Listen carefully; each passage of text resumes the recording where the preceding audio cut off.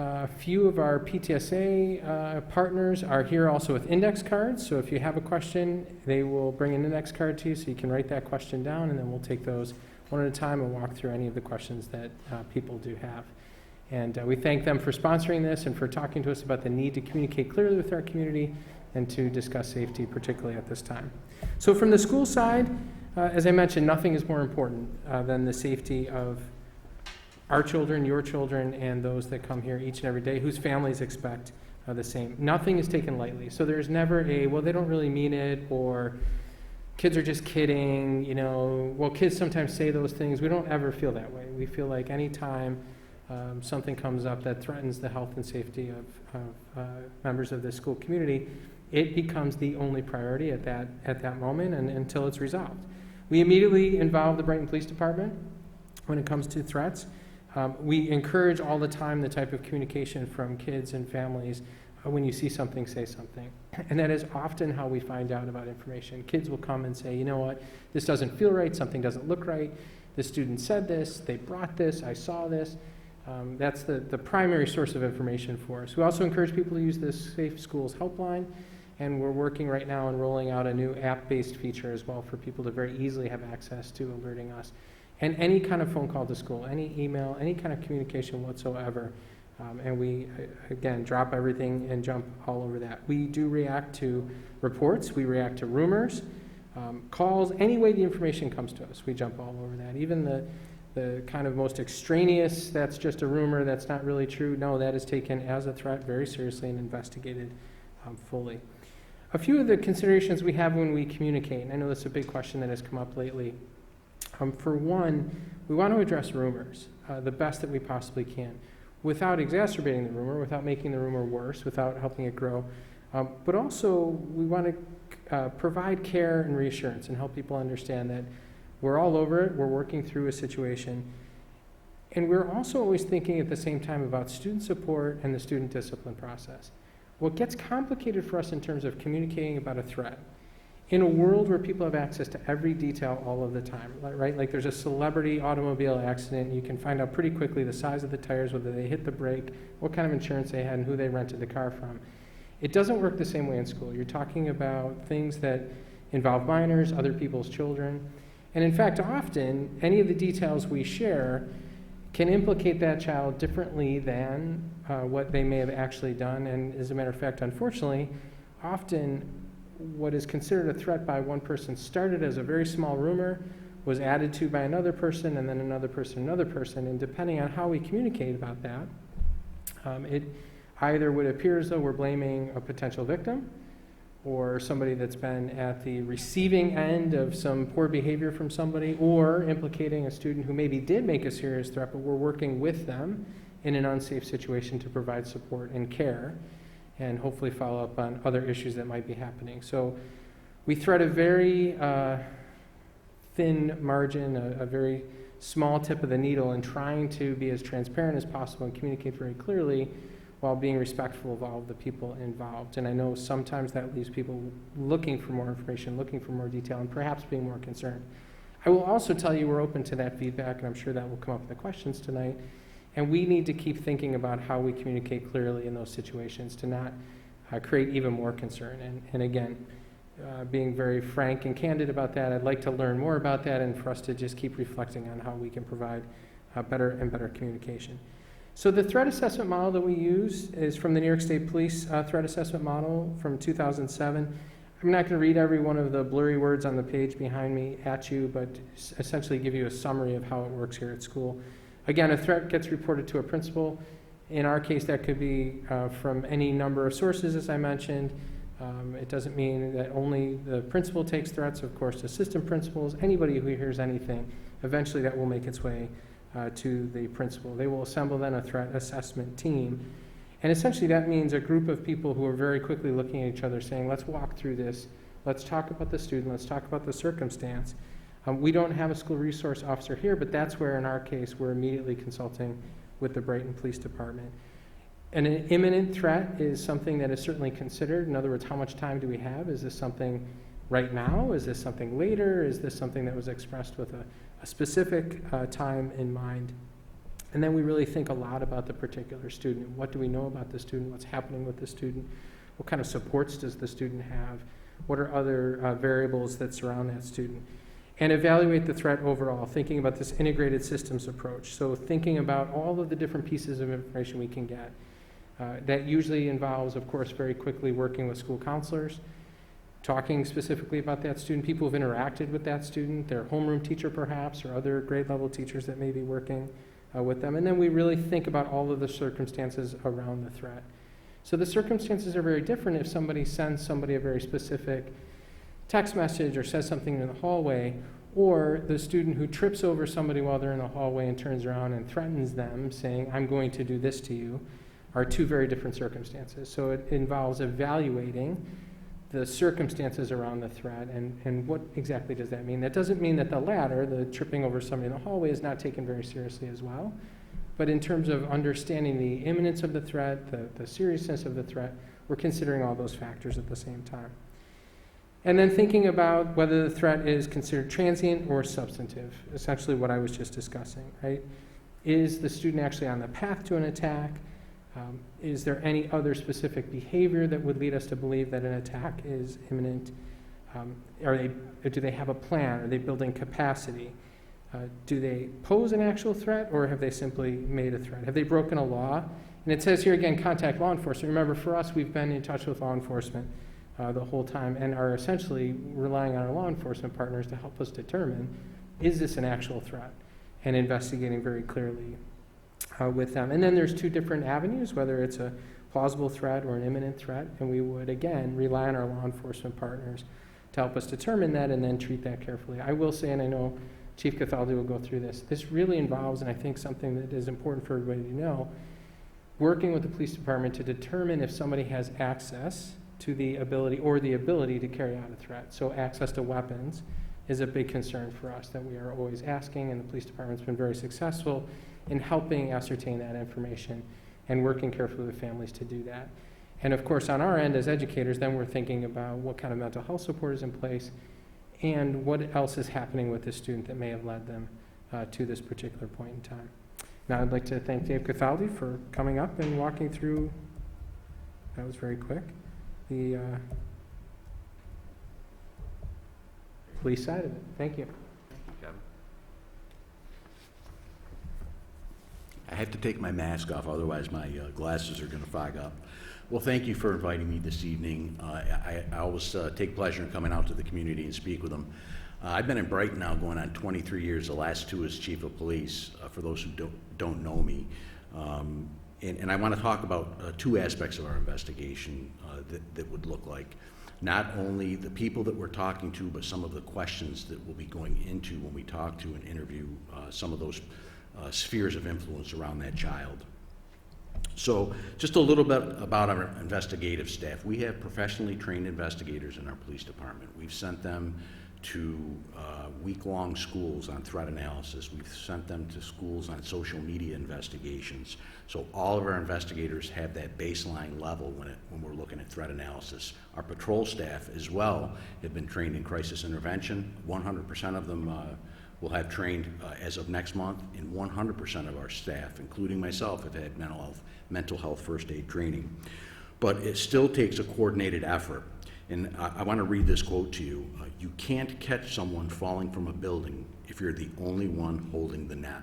And that was from a retired FBI agent who specialized in threat analysis. And I think it's a very profound quote because we can't do this on our own. It takes the school, it takes mental health professionals to assess these threats or potential threats and get the student the help that they need. So teachers and administrators are very well positioned to identify the concerning behavior because they are in the classroom with the students every day, and they can identify what's out of the norm from what they've been seeing in the past. And one other aspect of that is we want to look for different points of view. I don't want to, like I said, I don't want to just look at this through a law enforcement prism. I want to look at this through an administrator's position in the school district and some of our mental health counselors. When we conduct these interviews, we bring along with us the forensic intervention team, commonly known as FIT. It is a county-wide resource that's available here in Monroe County. They are trained mental health professionals because, again, I don't want to look at this just from a law enforcement perspective. I want to bring those trained counselors along with us just to make sure that we're on the right path and not missing something. The forensic intervention team, those counselors, they have access to the doctors, psychologists, and other professionals in their specific field, and they can interact with them to whereas we can't because it's protected health information. And lastly, our other partners. Sometimes our investigations go beyond the borders of Brighton. Not necessarily here at the Brighton High School, but some of our parochial schools, we've conducted investigations in other counties with our other law enforcement partners because our jurisdiction stops here at Brighton. We have very good working relationships with the New York State Police, and depending on the level or the nature of threat, I have good contacts and we have good resources with our federal law enforcement partners. Oh, there we go.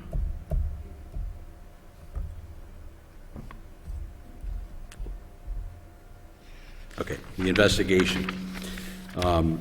What I want to talk a little bit about is who we look to interview as part of our investigation, because we have to remember that students are involved in many different spheres than just here in the school setting.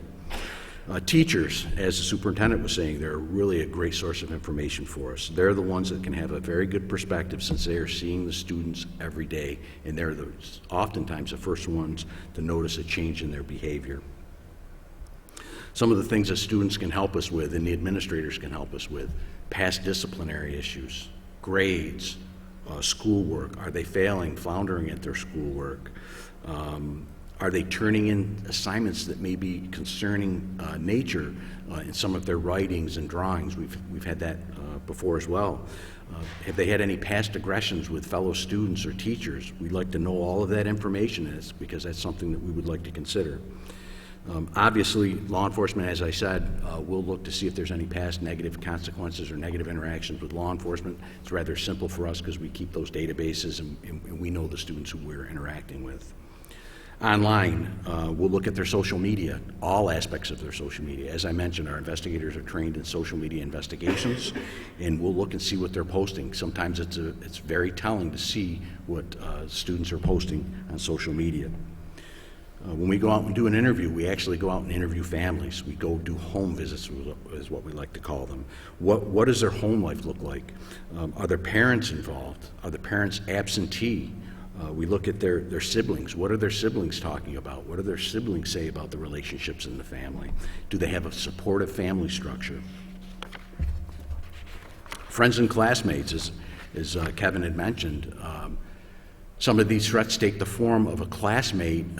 There's a term for it. It's called leakage, where a classmate may overhear something and they'll report that to a teacher, to an administrator, all the way to the police department. What do the classmates and friends have to say about the student? Are they noticing a change in their behavior, something outside the norm? Any sudden changes?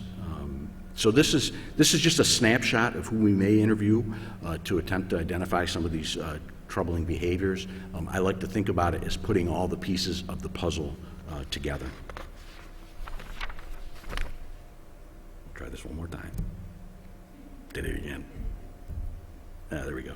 An overview of our investigation or assessment. These are just some of the themes that we look for to make an informed decision about the student. The motives. What are the motives of the student to make this threat? Do they have grievances, whether they be real or imagined, maybe against a teacher, a classmate? And if we can identify that motive, it kind of provides us direction of how we're going to take the investigation.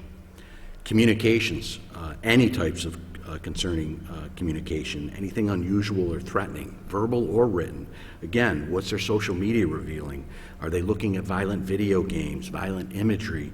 Are they posting pictures with weapons, whether they're real weapons or fake weapons? We've had that before as well. It gives us an indication of which way we're going to go in our investigation. If they're posting with weapons, it may up our game a little bit to where we're going to want to maybe take a look in lockers and search their bedroom and search their house. Inappropriate interests. Are they interested in mass violence? Do they have an inappropriate interest in school shooters, the names of school shooters? Any of that type of violent imagery could be very insightful for us. Weapons, as the superintendent mentioned, that's where it really raises the hair on the back of my neck. That's usually one of the very first questions I ask when one of these threats are brought to my attention from the investigators, is I want to know, do they have access to weapons? Not only do they have access to weapons in their house, but what about their friends? What about their friends' parents? Do they have access to weapons? Also, are they looking to obtain weapons, whether legally or illegally? And we'll seize those, and we'll work with parents to make sure that the weapons are safe in the homes. If it doesn't meet my comfortability level, we'll actually ask to take those weapons into safekeeping. Stressors. I mean, that's almost an ongoing everyday thing. We're in the middle of a pandemic. But what stressors are going on in the students' lives? I have 3 school-age daughters, and I can tell you it's everything from are they having healthy relationships? Are they dating? Are they being bullied in school? Any setbacks in life? Trouble with their coursework? Are their grades outside the norm? Do they go from being an A or B student and to now they're failing? Is there a history of drug or alcohol dependency in the family or with the students? Those are some of the things that we want to look for. Are there, for example, are there signs of depression? Have they been diagnosed with depression? But again, we certainly all, on a good day, have enough stressors in our lives, but here we are in the middle of a pandemic and a mental health crisis, I think, that we're seeing across this country. Juvenile mental health is just spiking. Concerned others. Are there concerned others? Teachers, friends, parents. They are the ones that are going to see the change in behavior long before the police department will, maybe long before a school administrator will. There's always somebody in that circle of friends that notices something that's just not right. It's not sitting right with them. Capacity. Are they organized enough to carry out a threat or to carry out an attack? Do they have the resources to carry out that attack? Remember that there's not necessarily a need for an elaborate plan, but we have to remember that these attacks are rarely impulsive behavior. Usually there's some forethought that goes into them. Are there any type of lists of students? Are there any type of list of grievances against teachers or students? Is there a written plan, a written timeline? Are there maps of schools? Those are all things that we look for when we do our home visits with the parents. We take a look through their schoolwork, their notebooks. So these are just some of the examples. They're not all encompassing, but any one of these can really lead to further investigative steps that we'll take. And what I like to do and what our investigators are trained to do is look at the totality of the circumstances. They're not just looking or seizing on one aspect of the investigation. They want to look at everything. Try it one more time. I'm going to get it right one of these days. So most importantly, what can you do? And I know the superintendent mentioned it, and it sounds very simplistic, but I have to tell you, if you see something, say something. Let the professionals handle it. Get it to the hands of the school administrators, the school counseling staff. They have excellent staff, very supportive staff here at the school that we work hand in glove with. We're all on the same page. We don't want to have silos between the school district and the police department. And we do have open lines of communication. Just keep in mind that rarely do people just snap. There's usually something, when we look back at a school shooting incident like what happened in Michigan, like what we've seen on the news, there's always something we can point to. And only going off of what I've read on the news, I don't have any inside knowledge. When I start hearing news reports that there was a weapon involved, that there was planning, the child was asking for help, those are all clues and themes that we'd like to know about here in the police department. And it helps us make a better informed decision. Just keep in mind that it's not always about making an arrest. We'll make an arrest if we have to, if we deem it's necessary, if we don't have cooperation from parents and other people in the household, and sometimes an arrest is warranted. But that's not always a bad thing, because with an arrest could potentially come court-mandated counseling. We can force someone to get counseling. So that's really all I have. I did it again. No, there we go. I'll get it right. So anyways, that's me. That's my email address. That's my phone number. I religiously answer my emails. I like to communicate with the public. If there's a question that you want to ask but you don't want to ask in this specific form, send me an email. I'll be more than happy to get back to you. I'm sure I'll be here a little bit after this is over with. Come up to me and we can talk. But thank you for having me, and we'll open it up for questions. So thanks very much, Chief. We really appreciate that. Just want to point out as well, one, index cards are coming around, so if you have a question you'd like to write that down, please feel free to do that. And then I think Robin and Eleanor will be posing those questions to us. A couple other items real quick while that's happening. David Clare is here, Dr. Susan Gasparino, board members here, Lou Alamo, Assistant Superintendent for Administration here, all on our safety committee, as well as many of our administrators. So I thank them for the work that they've done. John McCabe, our Director of Security, was very upset. We tried to pull this together very, very quickly, and he's out of town and could not make it. Could do it any other night this week. Unfortunately, we couldn't happen. But John is consulted immediately in these situations. He's been highly trained. He's very skilled. Has really very, very close relationships with everybody in the police department. And John's involved right at the get-go in these situations. It's very good.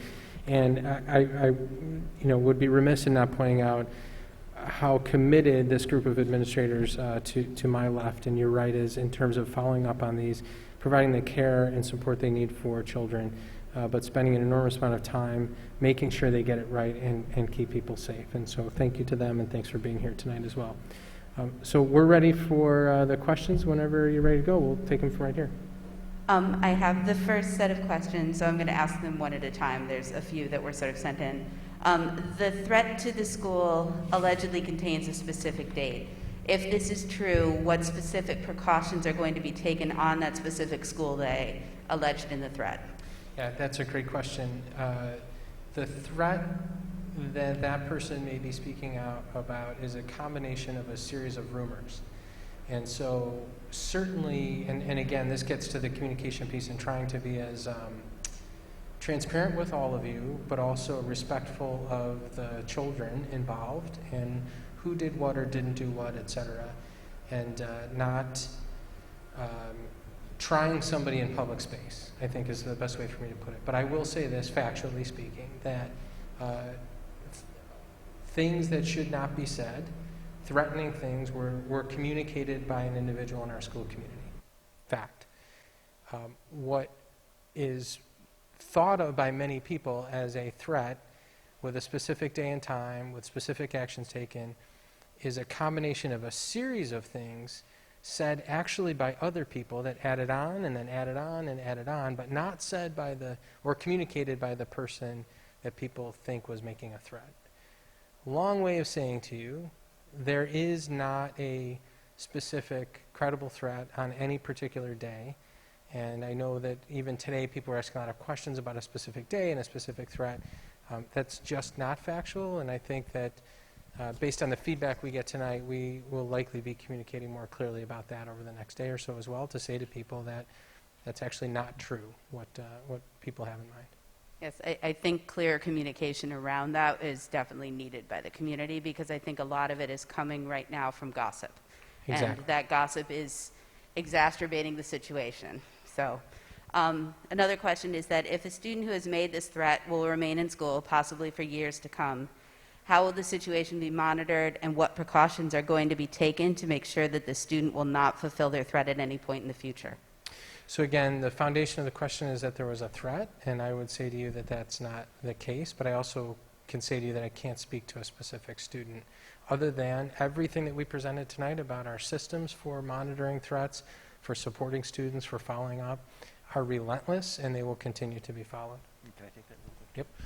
Yep. Yeah, and I just want to You're fine. I just want to let you know that in looking at these threats, if you will, I mentioned very briefly about the forensic intervention team that we use in the police department, and we have had great success with the forensic intervention team. I'm just going to call it FIT from now on because we like our acronyms. So FIT has been in existence and partnered with us for several years now. And to your point, what is the assurance days, weeks, months down the road? That's where FIT comes in. We work really well with them on the backside of the event to make sure that the student is following up with their care plan. I don't have access to the doctors, social workers, and psychologists like FIT does. FIT can take a deeper dive into that and make sure that the student is following their care plan. And if there's a deviation from the care plan and law enforcement needs to get involved again, we will. And I know you mentioned in your presentation sort of the community of reporting, but the follow-up question to that is that a person who might make some kind of violent threat is investigated and determined to not have weapons today, but we don't know necessarily into the future. And also kind of what, I know that you talked about sort of you go to someone's house and you kind of investigate and do those investigations, but again, how are those care plans and who is following up on them? We know, unfortunately, our systems are overloaded. We have great counselors. They each have a caseload of approximately 300 plus students, you know, in our own schools, and then also within our community, social workers are overloaded and inundated. So I'll answer briefly from the law enforcement point of view. Remember when I said we look at those pieces of the puzzle? The family members, are the family members, parents cooperative with us? Are they trying to shield information, shield their son or daughter from maybe a home visit where we're going to go in and actually search a house, search a bedroom, look through notebooks? What is that level? If we're not finding a weapon, if we do that social media deep dive and there's no signs of weapons, to me that, like I said, remember when I said the hair stands up on the back of my neck? When there's weapons involved, it takes it to a whole new level. We can flag somebody's name if they try to obtain a handgun legally, but these are juveniles, so they can't obtain weapons legal anyways. And like I said, we also look back at family members. Do family members have access to weapons that we know of? And we also look for truthfulness. Now, if a family member's lying to us, and we find out that they're lying to us, and we know that they have a weapon or a family member has a weapon, and then we can take other steps and other means to recover those weapons, whether it's safekeeping. If we have to get a court order, we will do that. On the school side, we work very, very closely with outside agencies that would be engaged in the care plans, the various counseling that's required. It depends very individually on the situation and what is being mandated by a court.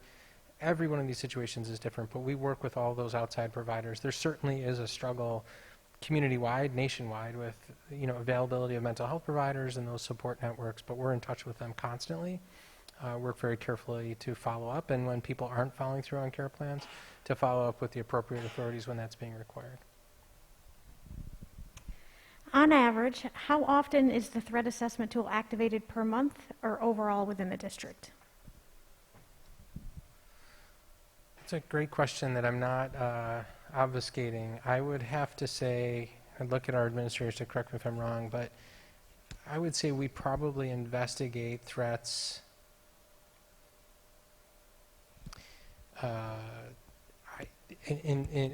that are that serious at that high level. Maybe Dave has a better number. Once every other month, perhaps? Does that sound relatively high? I'm looking at Dr. Hall in particular, but it depends on the year, too. There are some times where it's more, but yeah. I'll let you talk real quick, Dr. Hall. Keep in mind, we are in the midst of a pandemic, and this is not just occurring here in the Brighton High School. We have parochial schools in town where it's occurred. I'm aware of a threat that has occurred in the West Arundecoit School District. I just did a quick, you can do it tonight, do a quick Google search of school threats in Monroe County.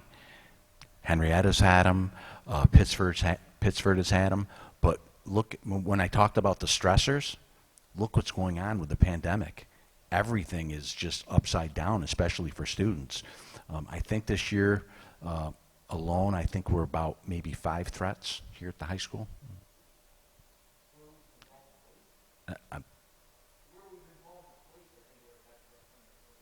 Yeah, so far this year. Okay. 2 or 3. Good? Yep.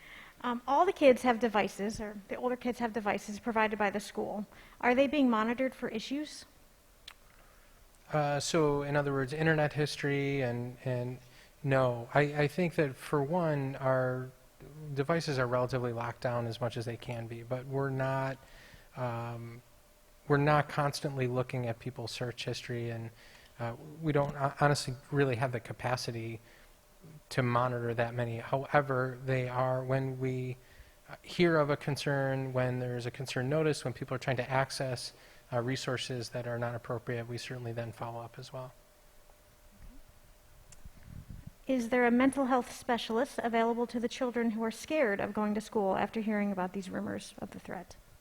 Absolutely. Their school counselor, they should, if parents can let us know, kids can approach any one of their administrators, counselors, teachers, and we will provide that support for them. I think it would be great if when sending out an email that there of a threat, that it was more clear. Maybe a checklist could be sent out showing what steps have been taken and that the Brighton Police and the administration have signed off that there's no longer a threat. Thank you. That's good feedback. I don't disagree. So the New York Threat Assessment Program is from 2007, and much has changed in the last 14 years. That is concerning that we aren't keeping up with the times. You know, I know you say we're following the New York State Threat Assessment, but it's 14 years old. Sure. Dave will be far better qualified to answer this question, but I will say that we regularly train on threat assessment. We regularly, I say we, a variety of staff members attend regular workshops, and those are updated annually.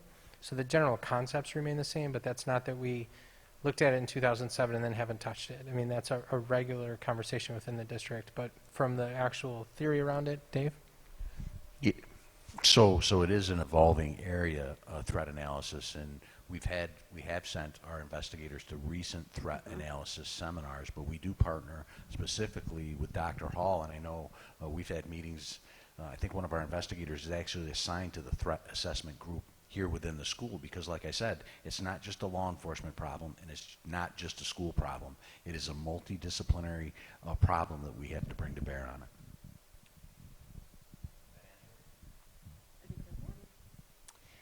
In the past, there were magnets that had the Safe School Hotline number on it. Will these be distributed again? I don't know that there is a plan to, but if that's something that's valuable for people, we would like to get that information out to people any way that we can. So that's good feedback. Thank you. Technology has unfortunately made it too easy to plan and coordinate attacks. Any avenue to ban things like Snapchat? I don't know. I think I can speak very safely for all the administrators in the room that the end of social media would be welcome, like yesterday. But I don't know of a way for us to ban Snapchat. So most of that traffic, if not all of it, is happening in the palm of people's hands. I don't think any of that is really, Snapchat in particular, would be on district devices. I don't see a way to ban Snapchat, but I'm all ears if somebody has an idea. So I don't want to start a rumor among the high school kids and have my tires flattened that we're banning Snapchat, but I will tell you that it's nothing that we're a big fan of. Yes. And how would have Brighton handled the Oxford incident? Well, I look at that, and again, I don't have any inside knowledge on what happened in Oxford. I'm only going off of media reports. I had this conversation with the assistant superintendent last week. Just hearing what I heard, where you had a student that was making, I think they stated they needed help, the voices wouldn't go away. They had access to a firearm in the house. Those two things right there. First of all, you have a student asking for help and not getting it. You have weapons in the household, and to my knowledge, I don't believe law enforcement was contacted pre-attack on that. So if that same thing, that's almost, I hate to use the terminology, but it's almost a ground ball for us when we get that type of threat. You have a weapon, you have a student making threats, and you have counselors that are concerned. And they try to get the student help, and according to the media, that the best they do is send them back to the classroom. That I just can't envision where that would happen here in Brighton. I would agree. I think I'm glad Dave answered that question prior to me, because his perspective as an outside agency who, yes, works with us as a partner, but in thinking about that, to hear you say you don't think that would ever happen here from the school perspective is good to hear that analysis. That my first reaction when I read that, and just like everybody, we have families and relationships where people look at us and say, what are you doing to make sure that doesn't happen? And I say, Betsy, or I say, Mom, or I say, whomever. I can't envision that playing out the same way here. I'm not saying that we are perfect. I'm not always trying to get better. And I don't feel like I know enough about what they did or didn't do or why they did or didn't do that. I don't know that the media reports tell me everything. I will tell you my visceral gut reaction is, I just don't think we would have approached it the same way. Hang on, so, got another question from online. So in terms of that, I know that you said that the laptops and the devices that they're given are fairly, limited, but they do have great access to YouTube still, in which you can really watch a heck of a lot of content that is, in terms of sort of how potentially, I know that you said you're not monitoring some of this, but at the same time, in terms of like amount of time and such, are there aspects or ways, because I know YouTube is something that the teachers use a lot too for education, but there's a lot of other content out there. There is. Right. Right. So I'm not sure what you're asking me. I mean, Well, what more I could mean, we I be guess doing? it's in terms of there's access to things that are going on immediately, as well as also access to violent content and everything else. And so our kids are hearing about what's happening in the world, and oftentimes they're told, at least I know by my own children and some of my friends' children, to not discuss it, not talk about it, not deal with it. And yet at the same time, it's very concerning to them. And sort of how are we sort of monitoring some of what that is all going on, when I know that if, there's an incident that happens in the world that is scary or challenging or whatever, that they're being told that, you can talk about that with your parents later, this is school time, I need to teach. Yeah, that is a really great point, and it's something actually most recently we've talked a lot about internally, is how to keep expressing to our staff that mental health, social emotional learning is far more important than anything else we're doing, and that it's okay to put the brakes on the other things and to spend time on exactly what you're speaking to, or whatever the issue is that kids are bringing to the table. Dave mentioned several times, we're still in the midst of a pandemic. We're trying to really be cognizant of that and find the right balance. We struggle with the blessing and curse sometimes of high expectations and really driven people internally who would like to see incredible things for kids academically. They understand on a cognitive level, social emotional health. They do a lot to care for kids. We need to, as leaders that work with them, continue to give permission to hit the brakes and spend time with kids in different ways, supporting their mental health, their social emotional learning, and these types of concerns that come up all the time. So I appreciate the comment. And as a part of that too, is I know YouTube is a way that a lot of places around the world use to radicalize and or spread messages of hate universally, No question. so No but question. anyway, I will say this though, that you are absolutely right, and I think continuing to think about the access we're providing is really important. I would say in the partnership with families, the overwhelming majority, I mean, nearly every single time we're dealing with an issue at school around social media, around access to technology, around concerning material, it's in the palm of their hand, not on the device. Yep. And it's certainly accessible, and it's a fair point. I'm not at all arguing with you. Using it as an opportunity to say, we need to really carefully think about what's in the palm of our hand, because that's really where the issues that our administrators are dealing with all the time. one more question I have. Shelter in places seem to be happening a lot lately. I'm concerned that it's losing some of its impact, and when we need it to use it for an active shooter type of situation, they won't take it seriously. Yeah, I think that's a great question. I think actually as a team we need to probably spend some time quantifying that, because I'm not sure, it could very well be more than it has been. I know you and I talked about this, Eleanor. I'm not sure if it is that many more times or if we have forgotten because we had less kids here last year, so it didn't, on a given day, half the kids were here, so it didn't come up as often. And the year before that is a bit of a blur. The year before that, how much did we use it? Are we using it more? I will tell everybody when there's a shelter in place, it is 9 times out of 10 right now because of a medical issue that somebody's having that they need to be transported out of the building.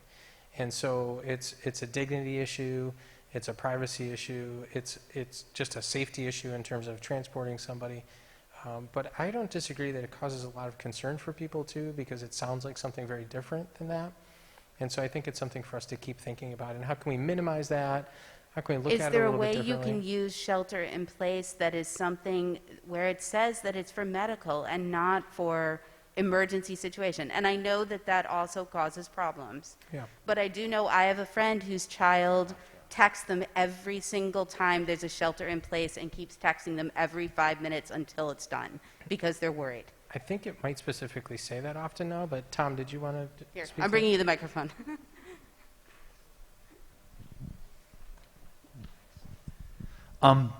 So there's a shelter in place for when we need to get kids and staff out of the hallways so we can keep things confidential, usually always for a medical situation. And if I make the PA announcement or any of the APs, we have a booklet that says exactly what to say so you don't forget, and there's about 5 different things you can call a shelter in place for, and it's clearly said to everybody, we're sheltering in place due to a medical situation. It might be due to a weather situation that we need to, like when the winds pick up and we had tree limbs blown off several years ago, we had to call shelter in place, have everybody sit down, and we decided whether we're going to let kids leave for open campus or how we're going to do dismissal. We do practice the lockdown drill, and we tell the kids, if you hear us say lockdown, lockdown, lockdown, lockdown, that is the worst case scenario, and that's if there was an active threat in the building. So the kids do know the difference. We practice that, and shelter in place, again, we always say it's due to a medical situation or whatever the reason is. It won't be just we're sheltering and nothing. We give some reason. So never a lockdown, it's the shelter. Thanks, Tom. Okay. Go. Put that in the email that you have out? Can you just include that, hey, there was a shelter in place due to a medical emergency or something, just so we know? Because I just keep getting these emails where my kids say, hey, there was another shelter in place. Well, what happened? I don't know. Yes, absolutely. Thanks. Yeah.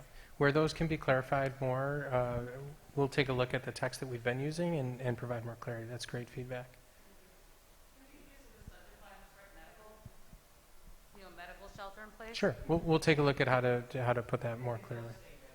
Yeah. I was going to say, I it feel does like say, it has been, but I don't want to. in the body of the email, if you read through it carefully, it does say that it was a medical situation, but maybe just for quick glancing, because parents are at work, Sure. maybe the subject line could just have medical shelter in place versus something else. Whatever it is, it's not, the way we're doing it is not clear enough, so it's a good point. Thank you. One of the questions from online, I see you mentioned 2 threats from the high school. What about the middle school? Are we increasing support for the students? Especially, I know there have been some active threats of violence that some of our middle school students have seen. So I'm sorry. can you Fights, say I again? will be specific, of fights in the cafeteria in the middle school. So what are you doing to support the middle school students specifically? Well, so across the district, we're really focused on, at this point, a lot more attention to social emotional learning, restorative practices, and really thinking about, from a mental health perspective, how much more support we can provide for kids. So we're adding mental health support right now at the K-5 level. We'll continue to look at the 6-12 level of what we can do. We're actually in the midst of a couple of different staffing changes, moves, additions, people coming back to the district who have been out, and looking at how we best support kids and families. But what we're talking about also are some very specific isolated situations as opposed to an epidemic of either violence or threats, et cetera. Are these issues being discussed with the students, maybe more middle school to high school? Yes. So often, and the entire school community might not be aware of it, but when kids are in some way related to a situation, we do spend time processing that with the students that may be around it in some way, either a witness to a situation like that or involved in it in some way as well. I have a follow-up. But are they being presented maybe something similar to what we had? I mean, these kids are seeing news, and they're seeing that these shootings happen, so are they being told, we're on it, we've got the help of the Brighton Police, and here's the process? Yeah, that's a great question. I don't know that we've done presentations with kids specific to threat assessment. We focused on their behavior in a safety situation, what to do in terms of drills and where to go, et cetera. But I would just turn to the administrators. We haven't really presented threat assessment to kids at all, have we, at the 6-12 level? I can't recall a time. That's why I'm...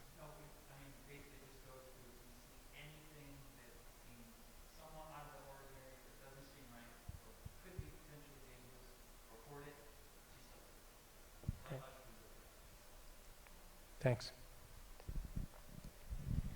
One more question that I got from online, sorry, I need to find it again, is that the notification to schools. Is I know from talking to many parents that when the situation and the threat was originally made in 12 Corners Middle School, it was only communicated with 12 Corners Middle School for several days. Parents have older brothers and sisters, kids have older brothers and sisters, parents have kids in multiple schools, but there are many kids that don't. And is there a way that in the future, things of that nature that are that serious can be communicated district-wide? Yeah, I think so. I think that's really good feedback. It's important for us to think about, for sure. Yeah. I think we're waiting on one more question. What? When were the 8th graders in the small lunchtime they had a couple months ago? There was a physical fight, blood everywhere. A lot of kids were feeling stressed. It was not a, how do I say this? Fights and things were very new and fresh to them. When were they actually debriefed or checked in on or cared for afterwards? Because the several 8th graders that talked to me on a regular basis told me that nothing was provided for them. Yeah, so I don't want to speak to a specific situation. I can just tell you that students who would have been in the vicinity of any situation that came up, it was processed directly with them. So I would just ask you to encourage them, certainly, if that's continues to be a need, to let us know, and we would absolutely welcome the opportunity to work more directly with those students. Does anyone have any more questions or statements? Well, we thank you for your time tonight, and I know this session will be recorded, and I know there's many parents who, I spoke to one who has younger children who didn't want to watch this with them, but want to watch this later. We've also had a request for the slides to be shared because they weren't really visible in some of the earlier parts of the presentation. Sure. So. Sure, absolutely. And thank you, everybody, for coming. Thanks to the PTSA for sponsoring the event, for administrators for being here, and for what everybody does in this community to keep everybody safe. Dave, any other final words? No, thank you. I just appreciate being invited here to the forum. I appreciate it. Thank you. Thank you. Earl.